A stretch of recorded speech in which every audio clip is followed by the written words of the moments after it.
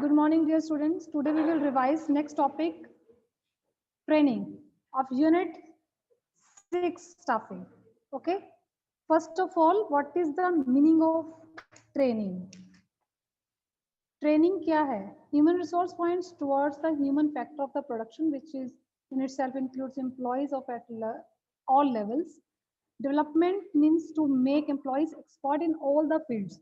यहाँ पर डेवलपमेंट का जो मीनिंग है वो क्या है कि किसी भी एम्प्लॉय को उनकी फील्ड्स में एक्सपर्ट करना, ठीक है ना, and that is to develop versatility among them. Now the question arises, is it necessary to make employees of all levels expert in every field? ये जरूरी तो नहीं है ना कि हर पर्सन हर फील्ड में ही एक्सपर्ट हो, ऐसा नहीं है. सो while answering this question it can be said that in comparison to others, managerial level employees need to be more expert in every field because they need to develop ability to handle new responsibilities in future. अगर वो develop नहीं होंगे ना तो आने वाले time में अगर जो आप उनको न्यू रिस्पॉन्सिबिलिटीज देना चाह रहे हो वो उसके लिए रेडी नहीं होंगे. अगर आने वाले टाइम में अब आपको पता है, जैसे ये अब आपका हमारा यही टाइम पीरियड लॉकडाउन का ही आपने देखा, तो इस टाइम पीरियड में हमने बहुत कुछ नया किया है. अगर हम लोगों ने देखा जाए तो जो चीजें हमने पहले कभी भी ना सोची थी और ना कभी की थी वो भी इस बार हमने की है. कैसे की? मतलब ये इससे हम एक तो डेवलप हुए. अगर डेवलपमेंट का मतलब यहाँ ये भी है कि आप अपनी एबिलिटी को और अच्छे से एक्सपेंड कर रहे हो, मतलब बढ़ा रहे हो. आप उसको समझ, आपके अंदर जो भी है पावर है आप उसको अंडरस्टैंडिंग पावर बढ़ा रहे हो, अपनी समझने की पावर बढ़ा रहे हो. तो अब हम चाहते हैं कि जिस फील्ड में अब ये टेक्नोलॉजी की बात करें तो टेक्नोलॉजी सबको नहीं पता थी, बट स्टिल सबने अब इस कंप्यूटर में कह लो, मोबाइल में कह लो, ये सब चीजें सीखी, वीडियोस बनाई आप लोगों के लिए. तो जिसमें जिस चीज को हर कोई नहीं कर पा रहा था लेकिन सबने अब किया क्योंकि हर सब्जेक्ट में नीड थी इस चीज की ना. तो यहाँ because they need to develop ability to handle new responsibilities in future, so there thus their all round development is essential. तो जरूरी है कि हर तरफ से वो डेवलप हो. And that is why very often the term development is used by managers. So on the other hand, it is more essential for supervisor and workman category to make them expert in their respective fields to which they are directly related instead of all the fields. So when effort is made to make an employee expert at doing a particular job, then it is called training. ये जो भी हम efforts उसको कर रहे हैं उस person को अपने काम में वो एक्सपर्ट हो जाए, अच्छे से बढ़िया वो काम करे और अपने पर्टिकुलरली जो भी इसको जॉब दी गई है उसको वो बहुत अच्छे से फुलफिल कर रहा है. तो ये इसी को हम ट्रेनिंग बोल रहे हैं, दैट इज कॉल्ड ट्रेनिंग. ठीक है. So what is the meaning of training? Training is a process by which effort is made to increase the knowledge and skill of employees for the successful accomplishment of a specific job. Clear है? Meaning clear है? You can do any one definition. According to Flippo, training is the act of increasing the knowledge and skill of an employee for doing a particular job. Okay? Or you can do according to Dale S. Beach. Training is the organized procedure by which people learn knowledge and skill for a definite purpose. The short definition से इनको learn कर लिया करो, easy भी है ये. Okay. Then next topic is the features of training.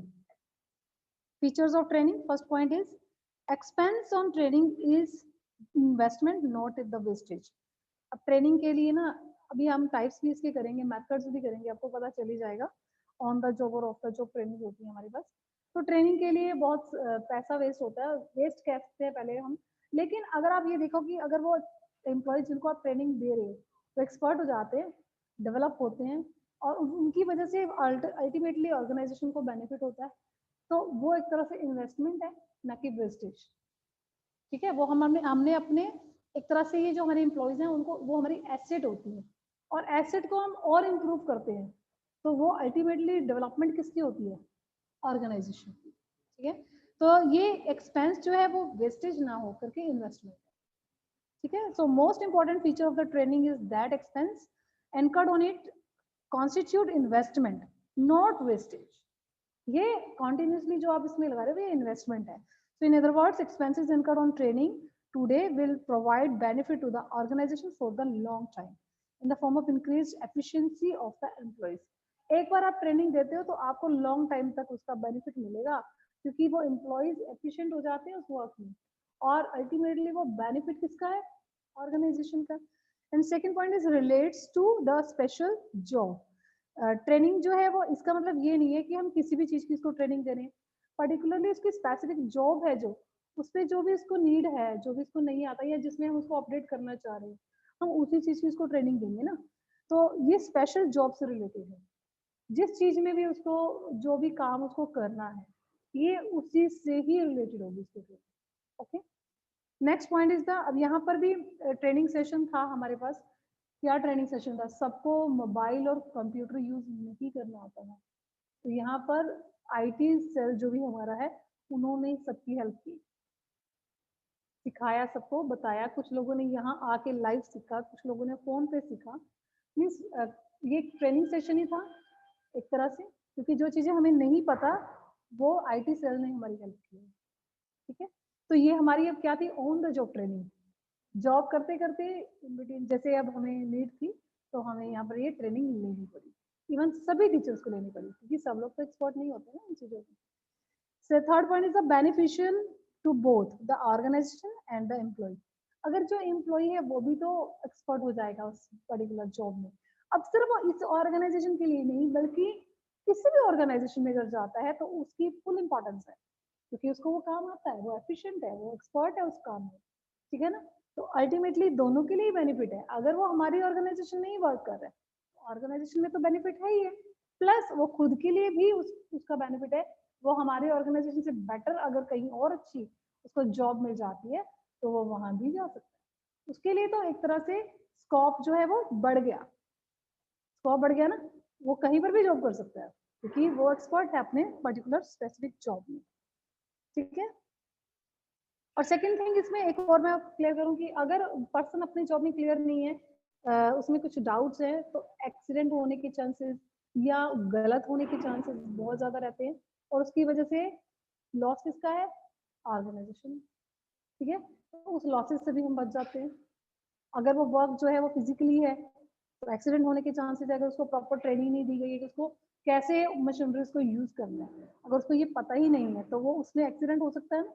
तो इसलिए ये training very important role play करती है, दोनों के लिए बेनिफिटेड है. Next point is continuous process. Training is not a process that will be just एक बार आपने उसको ट्रेनिंग दे दिया just one time. तो whenever a new method, जैसे ही नया मेथड कुछ आता है तो न्यू टेक्नोलॉजी आती है, that is also adopted in an organization. उसको भी हमें अडॉप्ट करना है. So training becomes imperative. So thus whenever there is any change in business, there is need for training. जब भी जरूरत हो, जब भी कुछ चेंज आता है तो उसके लिए ट्रेनिंग मस्ट है, देनी चाहिए. Training is a continuous process. Next point is training and development are different. Development क्या है, ट्रेनिंग के बाद डेवलप होते हो आप, है ना, तो दोनों डिफरेंट है. तो कुछ लोग इस चीज को सेम ले लेते हैं. So training aims at making employ skillful in a specific job, जबकि development aims at imparting knowledge in respect of all the fields. Development तो हमारी ओवरऑल डेवलपमेंट होती है हमारी हर फील्ड में, हम अपने आप को जब डेवलप करते हैं. ट्रेनिंग तो सिर्फ एक जॉब के लिए हो सकती है, एक पर्टिकुलर जॉब के लिए हो सकती है. ट्रेनिंग आपको कभी भी ओवरऑल डेवलपमेंट के लिए नहीं होगी. आपको कोई भी ट्रेनिंग अगर दी जाए, जैसे हमने अभी आजकल टेक्नोलॉजी सीखी, अपने कंप्यूटर सीखा, हमने मोबाइल चलाना सीखा सपोज, तो ये एक पर्टिकुलर जॉब ही थी. अदरवाइज डेवलपमेंट क्या है, डेवलपमेंट तो ये भी है कि अब आप टीच कैसे कर रहे हैं, ये चीजें इसमें ही आती है ना, तो वो आपकी खुद की डेवलपमेंट है. आपको ओवरऑल डेवलप करना है. ठीक है, आप उसको यूज कैसे करना है और अच्छे से इसको कैसे यूज कर सकते हो, और उसमें अपने आप खुद को अपने आप को डेवलप करना. एक चीज आपको सिखा दी जाती है लेकिन उसको फिर आगे अपने आप में और उसको कितना आप वाइडली उसको आप यूज कर सकते हो, वो होता है डेवलपमेंट. नेक्स्ट है training and education are different. अब एजुकेशन जो है वो अलग है, ट्रेनिंग अलग है. वो कैसे, knowledge and skill of an employee are increased to perform a specific job by imparting relevant training, while his general knowledge and understanding are increased by imparting education. Education से आपकी नॉलेज बढ़ती है, आपकी understanding power बढ़ती है, लेकिन training से आपकी क्या इंक्रीज हो रही है, knowledge and skill of an employee are increase. ठीक है, और स्पेशली इन अ पर्टिकुलर और स्पेसिफिक जॉब, ठीक है। सो व्हेन एक एग्जांपल ले लेते हैं, when a worker is taught to make a machine by assembling some parts, it is called training, ठीक है। कुछ अगर अलग अलग पार्ट्स हैं और उसको असेंबल करके एक मशीन प्रिपेयर करनी है, तो अगर एक किसी भी पर्सन वर्कर को आप ये करा रहे हो, सिखा रहे हो, तो that is the part of training. On the contrary, when a person joins an engineering course, अगर वो एक इंजीनियरिंग कोर्स कर रहा है पर्सन, उसी मशीनरी के लिए कह लो कि उन्हीं मशीन उसी टाइप की मशीनरीज का, that then it is called education.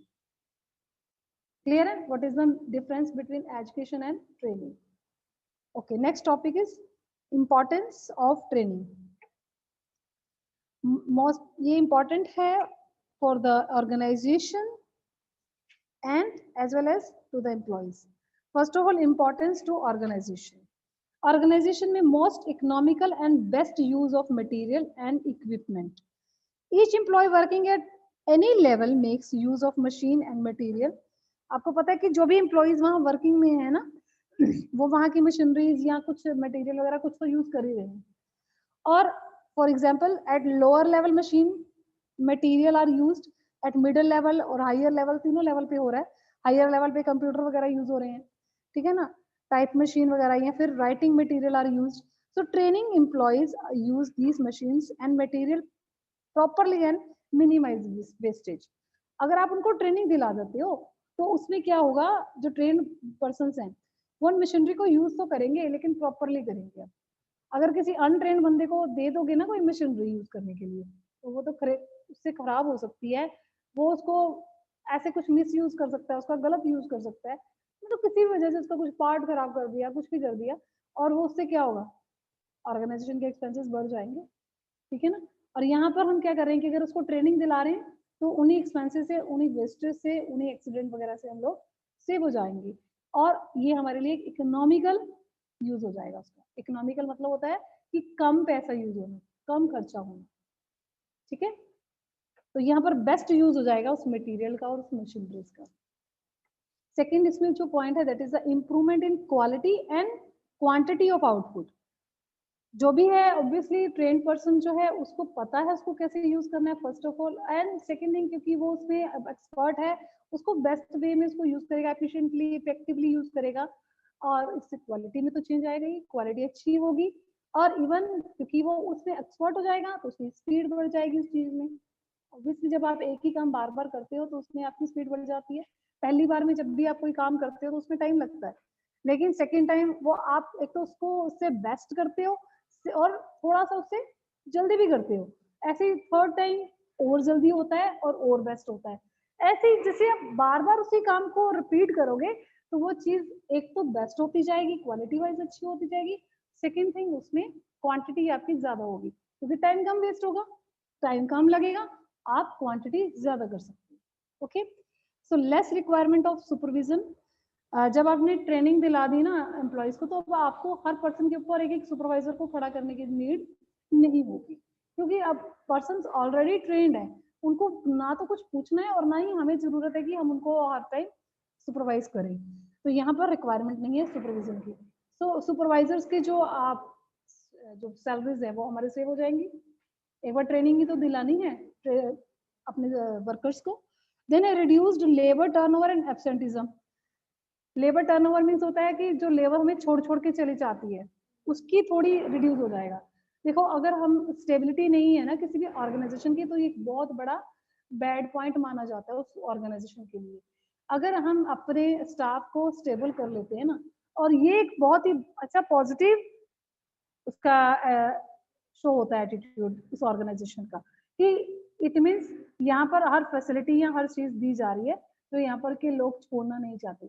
और अगर प्रिंसिपल भी है हमारा ये वाला, तो reduced labour turnover and absenteeism, लोग छुट्टियां कम करेंगे और छोड़ के कम जाएंगे इससे, क्योंकि वो लोग अपने काम में बिल्कुल अंडरस्टूड है उनको कि क्या करना है और बहुत परफेक्टली वो अपना काम कर पा रहे हैं, ट्रेनिंग दी हुई है। अगर देखो ट्रेनिंग नहीं देंगे, रोज उनकी गलतियां निकालोगे, उनको परेशान करोगे, तो वो छोड़ छोड़ के भागेंगे। सेकेंडली वो छुट्टियां ज्यादा करेंगे क्योंकि वो खुद ही परफेक्ट नहीं है उस काम में, और अगर हमने उनको ट्रेनिंग दिला दी तो वो अब कॉन्फिडेंट है, उनको पता है काम को कैसे करना है, तो कुछ ज्यादा उनको दिक्कत नहीं आएगी। Next point is the improvement in adaptability. यहाँ कॉन्टिन्यूसली अगर ट्रेनिंग यहाँ चलता रहेगा तो स्टिमुलेट्स होता है उनको एक तरह से मोटिवेट करना, मेंटल डेवलपमेंट होती है उनको, एम्प्लॉयज को, अगर कॉन्टिन्यूसली हम उनको ट्रेन करते हैं, ठीक है। And they adapt themselves quickly to new technology. उनको पता है कि हमें टाइम टू टाइम इन्होंने ट्रेनिंग देनी है, तो वो अपने आप को अपडेट कर लेते हैं, नई नई टेक्नोलॉजीज को वो जल्दी से अडॉप्ट करते हैं, ठीक है। So besides they become keen to learn new things. अब उनको कामचोरी नहीं दिखानी, मतलब वो पहले से ही मेंटली प्रिपेयर होते हैं उसको अडॉप्ट करने के लिए। नेक्स्ट अब इंपॉर्टेंस टू एम्प्लॉयज। एम्प्लॉयज के लिए क्या इंपॉर्टेंस है इसकी? First is increase in capacity and efficiency. उनकी कैपेसिटी और एफिशिएंसी इंक्रीज होती है क्योंकि नए नए मेथड सीखते हैं, वो एक पर्टिकुलरली जॉब में वो लोग एक्सपर्ट हो जाते हैं। So it increases the skill and efficiency of employee. Second है इंक्रीज इन मार्केट वैल्यू। मैंने बोला था ना, अब उनके लिए ऑप्शन बढ़ गई हैं, वो अब किसी और ऑर्गेनाइजेशन में भी जाकर ट्राई कर सकते हैं क्योंकि वो लोग ट्रेंड है और अपडेट किया हुआ है उन्होंने, मतलब न्यू टेक्नोलॉजीज के बारे में उनको पूरी नॉलेज है, वो ट्रेंड है उन चीजों में, तो अब तो वो किसी भी ऑर्गेनाइजेशन में कॉन्फिडेंटली वर्क कर सकते हैं, ठीक है। So that's why increase in market value, उनकी वैल्यू जो है वो मार्केट में और इंक्रीज हो रही है। Third is the fewer accidents. जब ट्रेनिंग दे दी गई है तो बता दिया गया है कि किस किस पॉइंट्स को उनको माइंड में रखना है काम करते हुए, जिससे कि हार्मफुल ना हो, एक्सीडेंट्स ना हो और सेफ्टी से वो अपना वर्क कर सके। तो ये चीजें एक्सीडेंट्स को क्या करती हैं, मिनिमाइज करती हैं। So this art can be learn by training. इस तरह हम ट्रेनिंग से ही सिखा सकते हैं उनको, करके दिखाना पूरा काम कि ऐसे करेंगे तो ज्यादा बेस्ट वे है, तो वो ट्रेनिंग है। ट्रेनिंग में तो प्रॉपर करके भी दिखाया जाता है ना सारा कुछ। सो अब उनको क्लियर है कि किस वे में हम करें जिससे वो सेफ्टी से भी हो और बेस्ट भी हो। देन जॉब सेटिस्फेक्शन, ये भी इंपॉर्टेंट है। It means that the what ever job he is performing he should be fully satisfied with him, क्योंकि जो भी वो कर रहे हैं वो अपने काम से भी अब सेटिस्फाई हैं। So one gets full satisfaction from one job and one is proficient in that job. So training is essential to acquire proficiency in the job. वो ट्रेनिंग से प्रोफिशिएंसी, मतलब वो प्रोफेशनल हो गए हैं अपने काम में, अब वो अपने काम को बहुत अच्छे से कर पा रहे हैं। So training therefore gives job satisfaction to the employees and he gains self confidence. उनका कॉन्फिडेंस भी यहाँ पर इंप्रूव होता है, बढ़ता है, ठीक है। Next main important topic of this topic is methods of training, ठीक है। मेथड्स ऑफ ट्रेनिंग में फर्स्ट आ रहा है, following are the main methods. First is the on the job training and second is the off the job training. On the job training we have three methods: induction training, apprenticeship programs, internship training. Okay, first is the induction training. Induction training means to acquaint a newly appointed employees with their job and organization. जब ये नए नए person आते हैं ना, तो उनको उस टाइम पे ये इंट्रोड्यूस कराया जाता है उनके पर्टिकुलर जॉब से कि उनको क्या करना है, तो वो होती है induction training. Under this new employees are introduced both to their superior and subordinates. उनका सुपीरियर कौन है, उनका सबॉर्डिनेट कौन है, क्या काम उसने सुपीरियर से लेना है और क्या उसने सुपीरियर सबॉर्डिनेट से करवाना है, किसके लिए वो रिस्पॉन्सिबल है और किसके लिए आगे वो वर्क जो है आगे डेलीगेट कर सकता है। तो वो सब चीजें उनको यहाँ पर इंडक्शन ट्रेनिंग में दी जाएंगी, बताई जाएंगी, ठीक है। he or she also informed about their own authority and responsibility। वही चीज है, उनको उनकी अथॉरिटी और रिस्पॉन्सिबिलिटीज के इंट्रोड्यूस कराना है। और the purpose of the induction is to accumulate new employees in the new environment. यहाँ पर नए, क्योंकि उनके लिए भले ही वो पर्सन कितना भी एक्सपर्ट हो, लेकिन उसके लिए न्यू ऑर्गेनाइजेशन में जब वो आएगा तो वहाँ का एटमोसफेयर बिल्कुल नया होगा, तो वहाँ कैसे काम होता है, वहाँ कैसे अथॉरिटी या किसकी रिस्पॉन्सिबिलिटी या क्या है, ये सब बताना है उनको, ये इंडक्शन में आ जाएगा, ठीक है। फिर भी 1-2 डेज तो लग ही जाते हैं। अगर मान लो कोई बहुत अच्छा ट्रेन पर्सन भी है, उनको भी 1-2 डेज या 1-2 वीक्स में ये सब चीजें पता चलती है कि उनके अंडर क्या होगा और वो किसके अंडर है और उनको क्या रिस्पॉन्सिबिलिटी है, किसके लिए वो आंसरेबल है। नेक्स्ट सेकंड पॉइंट है अप्रेंटिसशिप प्रोग्राम्स।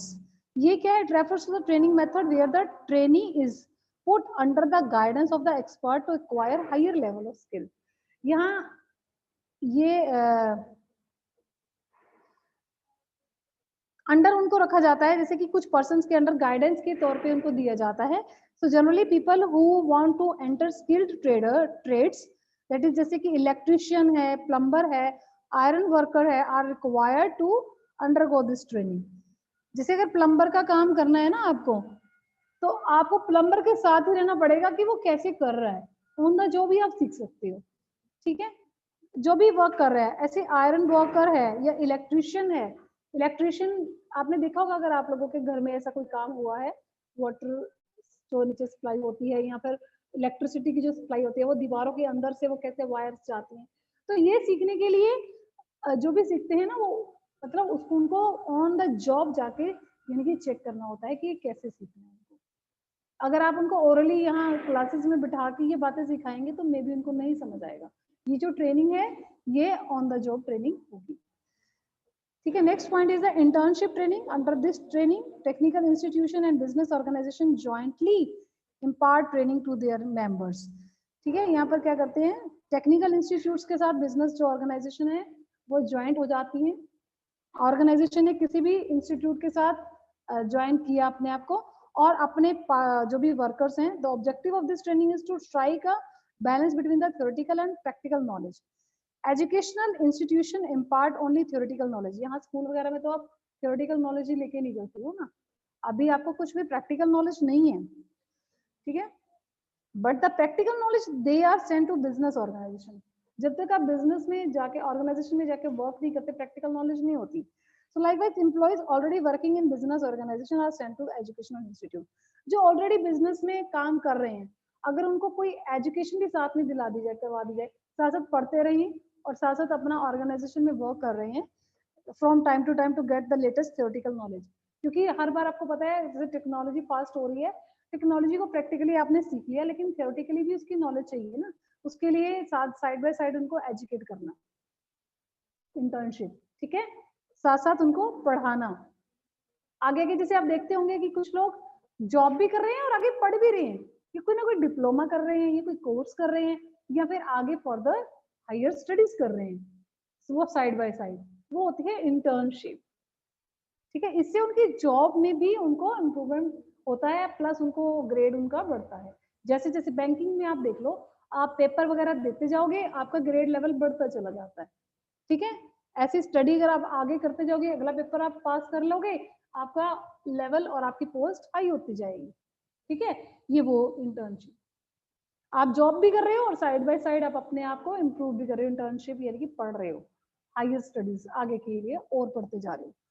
ठीक है, क्लियर है फर्स्ट 3. नेक्स्ट है of the job training. Fourth point है आपका वेस्टिब्यूल ट्रेनिंग. ये अब ऑफ द जॉब ट्रेनिंग है, मतलब काम करते करते अब ये ट्रेनिंग नहीं दी जाएगी, ये काम से अलग होकर ये ट्रेनिंग दी जाएगी अब आपको. So it refers to the training method under which training is imparted away from the work floor with the help of equipment and machines identical to those at the place of work. Under this method, with a view to imparting training to new employees, एक जैसे ना बिल्कुल work जैसे हमारी workshop होती है, उसी तरह से एक वर्कशॉप इन्होंने एक समझ लो कि आर्टिफिशियल प्रिपेयर करके रखी हुई है, बना के रखी हुई है, और उसमें वो सारे इक्विपमेंट्स मशीनरीज वगैरह रखी जाती हैं. ठीक है, एक सेंटर बना लिया कह लो, ट्रेनिंग सेंटर. अब जो भी पर्सन को हमने अपनी वर्कशॉप में काम कराना है, उसको सेंटर में भेज के पहले पूरी ट्रेनिंग दिलाई जाएगी, चाहे 15 डेज की होगी, 1 मंथ की होगी या 1 वीक की होगी, अकॉर्डिंग टू द वर्क. तो जब वो उसमें एक्सपर्ट हो जाएंगे, उनको क्लियर हो जाएगा कि हमें क्या करना है, तब उसको हम फाइनली अपनी वर्क में ले आएंगे, अपनी रियल जॉब पे ले आएंगे. ठीक है, क्लियर है सबको. सेकंड, ये आपका ये एक ही टोटल आपके you have only 4 methods. First 3 methods are the on the job training and fourth method is the off the job training. तो आज इतना ही करते हैं. ठीक है, सो थैंक यू स्टूडेंट्स.